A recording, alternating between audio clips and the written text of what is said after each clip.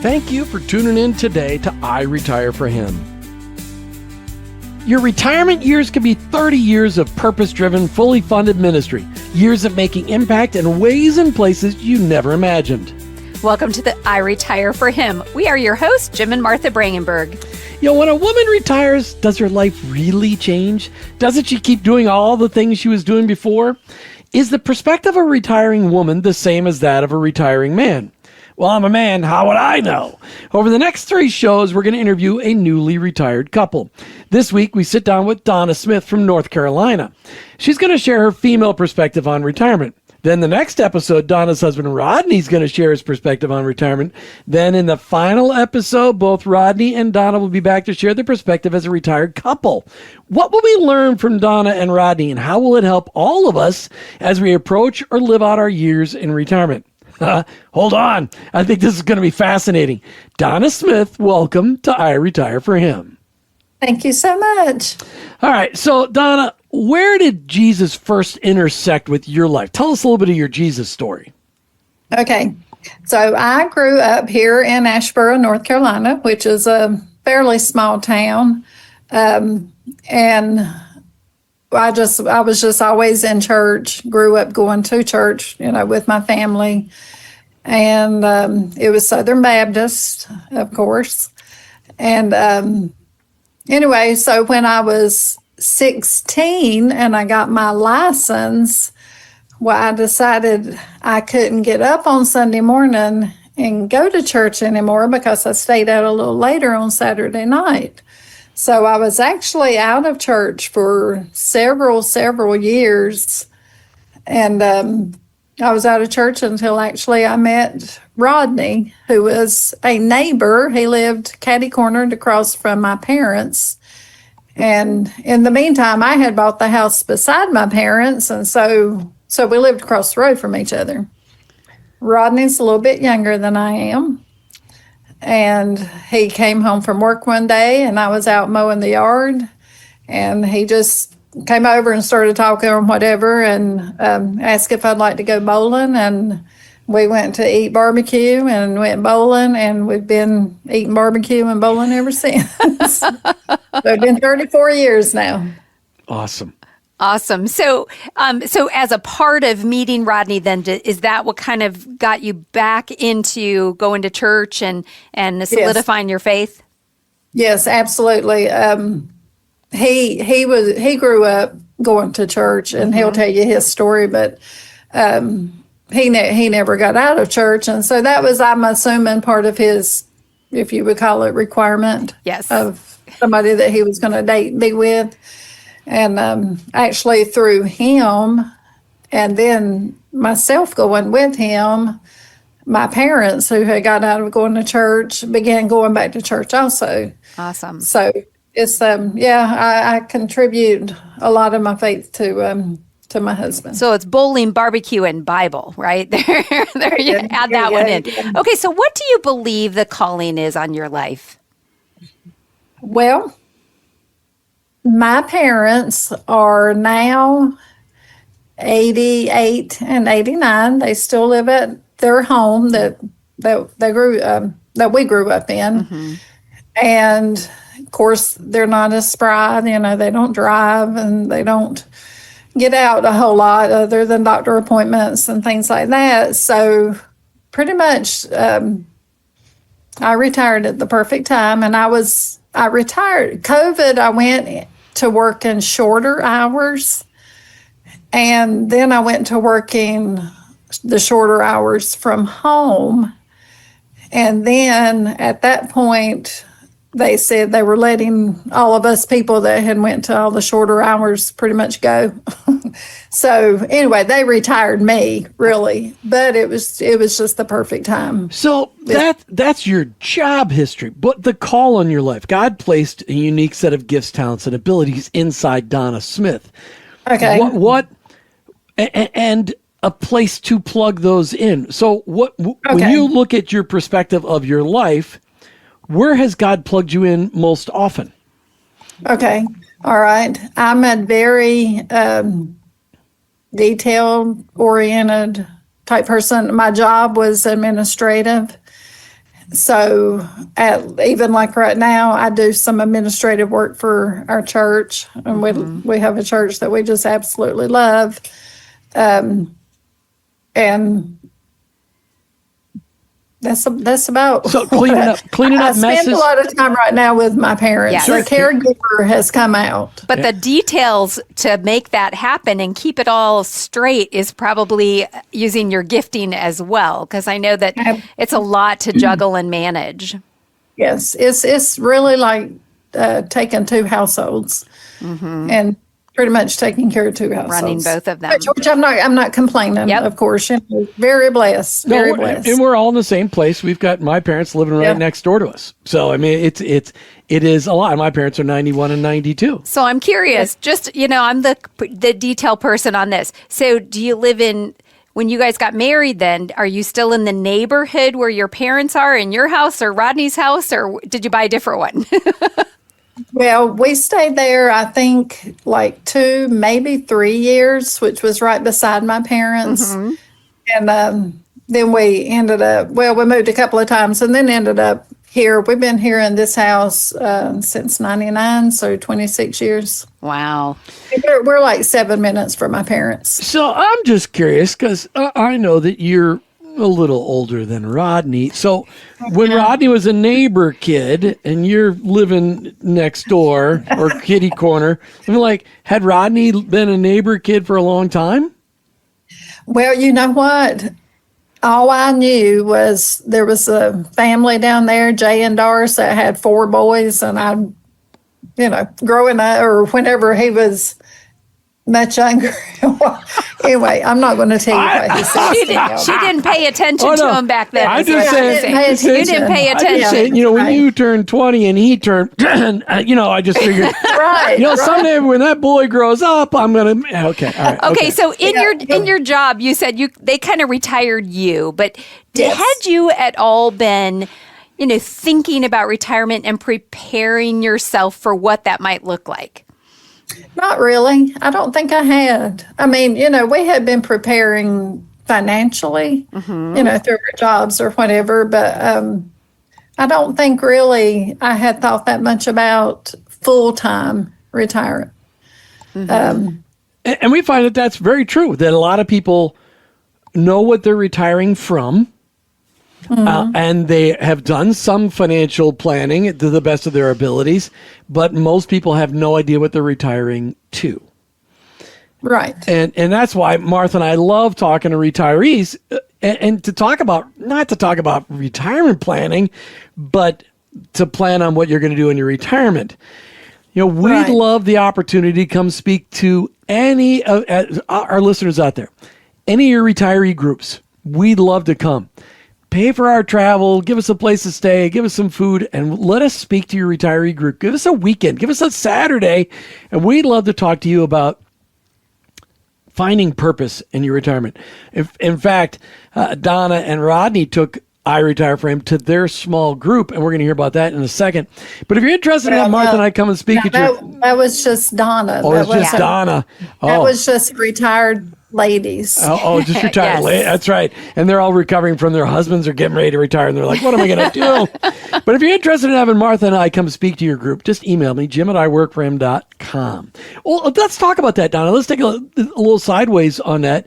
You brought I Retire For Him to your ladies group. How did that go? What was that like?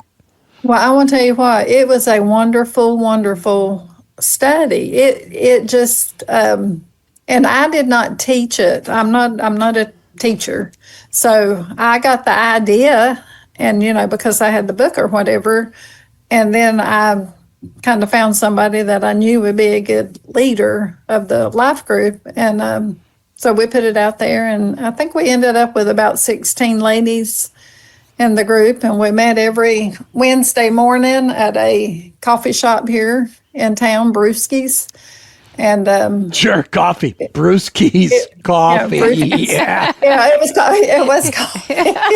Sure. And anyway, but it was a wonderful study. It sure was. So, of course, what I'm hearing, first of all, is that, again, God was using your calling because you're detail oriented. You organized it. You got the books. You helped put it together and found somebody that could lead it. What do you think were some of the biggest takeaways for the people in your class? Well, I've got the two quotes that I know are in my mind at all times, and I don't know if I say that because it is in the book and you want people to read Go the ahead. book. Yeah, that's okay. Go ahead. Go ahead. Okay, so the first one, because I tell people these quotes all the time, if it's an appropriate time. If you have a pulse, you have a purpose. And I even use this with my parents. And if you're not dead, you're not done. Amen. I really just said this to somebody like 2 days ago. I mean, it makes so much sense that, if we're breathing and we're up, we need to be doing something and not just sitting. So how long have you been retired, actually? Okay, since December, I think December of 23, full retirement. Okay, so just a couple of years. All right. So you've been caregiving a lot in your retirement years. Have you? And you led this. You organize the I Retire For Him group at your church. How else has God been using you during your retirement years so far? Well, other than the caregiving, I have had opportunity to do some volunteering here in the community. We have a soup kitchen, and you can go there and help cook food, help serve food, whatnot. So I do that mainly through our church. We do that once a month. I really haven't volunteered as much as I thought I would have because I really stay busy. Yeah. Oh, yes. Mom and Dad keep you busy. Absolutely. Yeah, and I'll talk to my kids every day, and I'm like, well, I've been busy today, or I'm busy, and I'm like, great day, I'm busier now. You always hear people say they're busier in retirement than they were, and it's the truth. Yeah. How did you ever have time to work, right? Yeah, that's what Martha's parents always said. So a couple of things that I just want to, point out in what you just said is that maybe you haven't added a ton of volunteering to your time, but you intentionally are having conversations, because if you just said to somebody the other day, if you have a pulse, you have a purpose, and if you're not dead, you're not done. Let's give the third line. And when you retired, your calling didn't retire. yes. So, Yeah, right. If you're having those kind of conversations, it doesn't take retiring. It doesn't take volunteering in order to have those conversations. That's right. That's part of your normal day. And I love that. And I want to point that out to the listeners, because it doesn't mean the only place to have that conversation is when you're serving soup at a soup kitchen, or when you're, caregiving for your parents. Although those are great times to have intentional conversations, you could be having a conversation with somebody at the grocery store or checking out at wherever you are. And so I think that that's something really important, because I think a lot of people think, it's got to be a program. It's got to be, I'm at this place doing this thing. But what I see in you, Donna, is that it's really been a shift in the way you think. And therefore, it comes out in probably many conversations you have with people throughout the day and throughout the week. So what has surprised you about retirement so far, other than being so busy? Yeah, I was going to say the busyness. Yeah. What has surprised me? Well, there again, I'm surprised that I'm not doing the volunteer work like I thought I would. And you just never get everything done. It's just, like I say, I never really thought that much about retirement. Yeah. But I think, don't you think that we have this kind of like when we're little girls and we dream about our wedding. We don't really necessarily have a sketchbook and everything, but we think about it. Same with retirement. I know in my mind, I think about things like, I'm going to get all my scrapbooks done, and I'm going to organize my material, and I'm going to catch up on all I'm going to these. finish those baby books. Those baby books that I've never finished, Yeah. And, so we have these things that we think maybe that's what we're going to do in our retirement. But, God has a different plan, and we can have different priorities at different points in time. So, I just want to make a mention here that having resources to change your perspective on retirement can be so very valuable. And like Donna referred to, the I Retire for Him book is one of those valuable resources. We also have this podcast, and we also have an email where this podcast gets emailed out when it releases that has more resources for you as a retiree. So you can order your copy of the book today at iworkforhim.com/bookstore. I figured it out, Donna. You had Rodney, the neighbor boy, mowing your lawn. And you're like, look at the legs on that kid. When he grows up, I'm going to marry him. It's the neighbor boy. That's how Rodney. No, you've got that backwards. I was mowing the yard. Oh, and he noticed I was her. mowing my yard. Yes. Mm-hmm. So And I he didn't said- have him mowing. Jim's going to make up his own stories. I am. I got like we could do a soap opera about this one. I love this. All right. So you've had some time to think about this because I prepped you on this question. How do you feel retirement's different for a woman than for a man? Well, you've heard the saying, a woman's work is never done. Well, a woman's work is never done. And so I think women stay busier. And with us, because I had retired a couple of years before he did, when he, retired, Invaded it's like your territory. I have a schedule that I go by. And he wasn't in that schedule. Hey, and just for our listeners, there's an incredible book about was this just thinking scenario about this. for a woman who retires before her husband, and then all of a sudden the husband retires. Spouse in the House is a phenomenal book. We actually covered that author on an I Work for Him episode.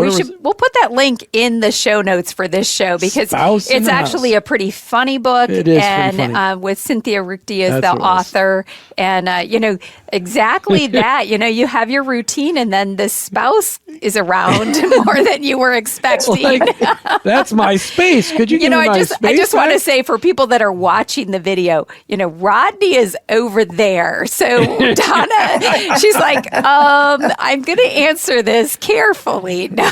I told him to leave the room so you could talk about him. Oh, but you're right. There's How do you know she's right? You're not retired yet. no, but I mean, She's a woman, though. I am a woman, so I agree. I can speak to this probably more. There are times. So Jim, his quality time is one of his love languages. So he doesn't ever need to be alone. And so, there are times when I just want to be in my house by myself, even if I'm mopping the floor and cleaning the bathroom. It's like just this. But we live in a 700 square foot house now. Yes. So there's nowhere to go. It's kind of get tough. away. It's like, can you go mow the lawn again or something? And another thing, I like to have like worship music playing. Rodney's okay with it if it's on like volume 1. Where we can't hear it. And you want a dance party, right? I want it on volume 6 so when I you're can sing. alone, you can crank the music. But I think that's what she's saying. But the issue is when us guys get older, we can't hear as well, especially our spouse's voice. And so the music is up, and then we can't hear you. And we want to be able to hear you and respect you and love you and be able to talk with you. That sounds so the music so has nice. to be down or off. Rodney never said that. I was helping him out. I'm helping him out. Trying to help. Okay, so let's talk about this. What do you, looking ahead, because you probably have a lot of years left on this beautiful earth. We never know, right? We never know what our numbers are. She said you probably do. But You probably do. but likely you have a lot of time left on this earth. What are some of the things that you're looking forward to most in the freedom of getting to choose how you spend these retirement years? I think we like to travel, and it's limited. We travel quite a bit still, but we're not gone for weeks at a time because of our parents and whatnot.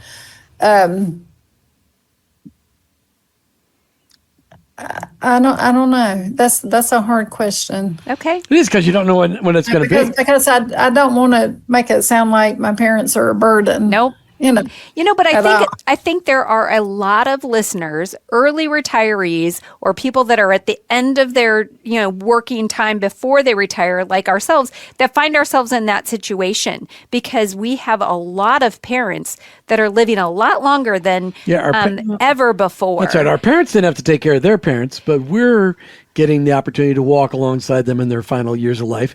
That's different for our generation than for their generation. Yes. Yes. That's right. I haven't thought about that. That's right. But, it is such a blessing to be able to have the freedom even to do that, to be able to be the person. If it works, it's not for everyone. It's not everybody's scenario. I told my dad yesterday that he drives me crazy at times. Well, you have that kind of relationship. So, it is a place where for a season, that's what we'll be in. And, I'm going to also put in the show notes, there is a ministry that I've interviewed before called the Season of Caring. And for our generation, again, caring for parents, it's an encouragement and a challenge and a resource to help us in that stage of life because God's given us the ability to do it. Let's do it in a way that is honoring and also gives us some strength.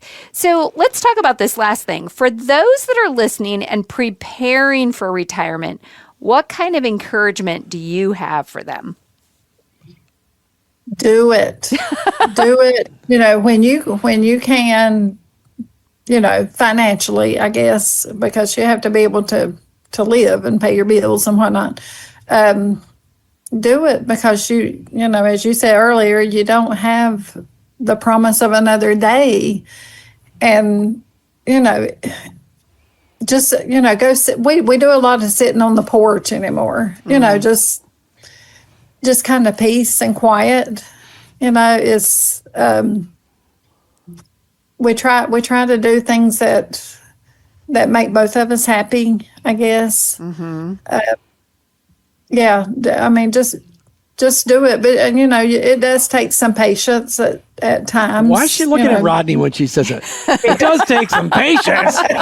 He's out there to defend himself. But I'd encourage the audience, listen, sit with your spouse on the front porch. You don't have to retire to do that. You can do that. Just shut the TV off and go sit with your spouse before you're retired. You don't have to wait to retire to do that. Are you speaking to us? We do it all the time. Yes. But we have to spray bug spray on this time of year. I guess what it was, we do it a lot now through the day where... Oh, yeah, well, we didn't get to do that. He was working, and he's no longer working now, so we can go out through the day if we want to. We can go out in the morning and drink coffee. Go to Brewski's again? Yeah, and have coffee. I haven't been to Brewski's yet, but we need to go. Donna Smith, such an honor to be able to spend time with you. Thanks for sharing a little bit of your story. We look forward to hearing your perspective alongside of Rodney after he gets a chance to share his perspective. But Donna Smith, thanks for being on. And I'll be standing over there when he shares his. No, you won't. No, you won't. But that's okay. All right. But thank you, Donna. Appreciate it. Yes. Thank you. It was a joy to be with y'all. That's good. Retirement is a state of mind and a stage of life. So say it with us and mean it.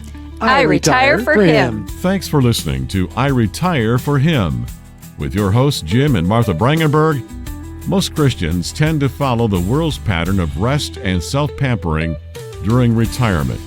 However, in your retirement, you can be focused on God's unique call to love, serve, and help others.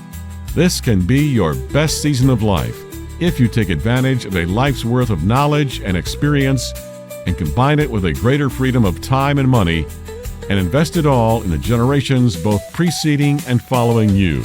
I Retire for Him is encouraging Christians to find and follow God's call in all seasons and aspects of life, especially in retirement. Join this movement of God so you can say, I retire for Him.